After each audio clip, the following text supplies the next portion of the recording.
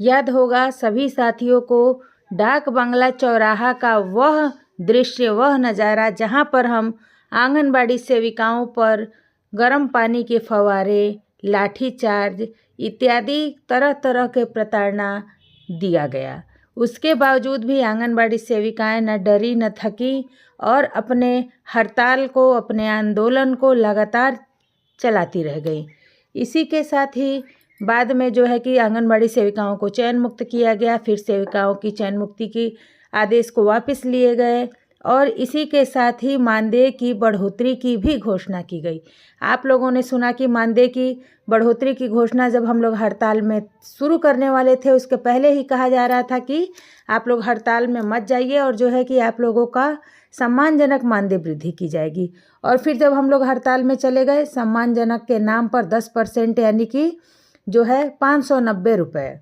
10% हम 5950 रुपये जो हम आंगनबाड़ी सेविकाओं का मानदेय है उसमें 10% लगभग इतना ही होता है, 590 और 595 रुपये। इसका जो है कि अखबारों के माध्यम से प्रकाशन कर दिया गया ताकि सेविकाएं खुश हो जाएं और खुश होकर के अपना हड़ताल वापस ले लें। लेकिन हमारी आंगनबाड़ी सेविका सहायिका बहनों ने, बहुतों ने बहुत तरह की प्रताड़नाएं झेली, बहुतों का सर फूटा, बहुतों का पैर टूटा और तब जाकर के आंगनबाड़ी सेविकाओं के मानदेय में 1050 रुपये और आंगनबाड़ी सहायिकाओं के मानदेय में 1025 रुपये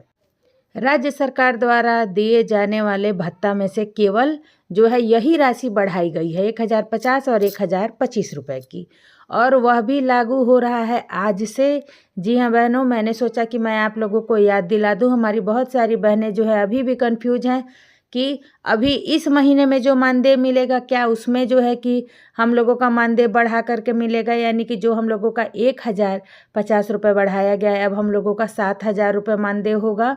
जो कि 5950 रुपये यानी कि 6000 में 50 रुपये कम थे,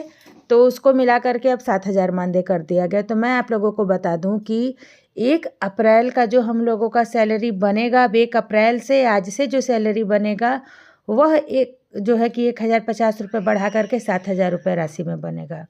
ठीक है, यानी कि यदि अप्रैल महीने में आप लोगों का फरवरी का मार्च का सैलरी आया तो आप लोगों को यह नहीं सोचना है कि मेरा जो है अप्रैल में सैलरी कम क्यों आया, क्योंकि बहुत जगहों पर जो है अभी भी मार्च की सैलरी बाकी है, फरवरी की सैलरी बाकी है। तो जब वह सैलरी फाइनल हो जाएगी तो यदि मार्च की सैलरी हमें अप्रैल में मिले, मई में मिले, जून में मिले, जब मिले वह बढ़ा करके मिलेगी।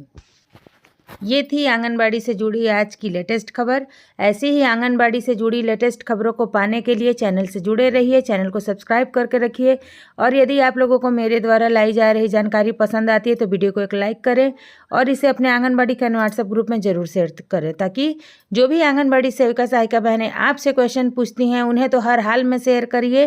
ताकि उन्हें समझ में आ जाए कि हाँ अब सैलरी किस प्रकार से बनेगी। मिलती हूँ नेक्स्ट यूज़फुल वीडियो में, तब तक के लिए सभी दोस्तों को नमस्ते।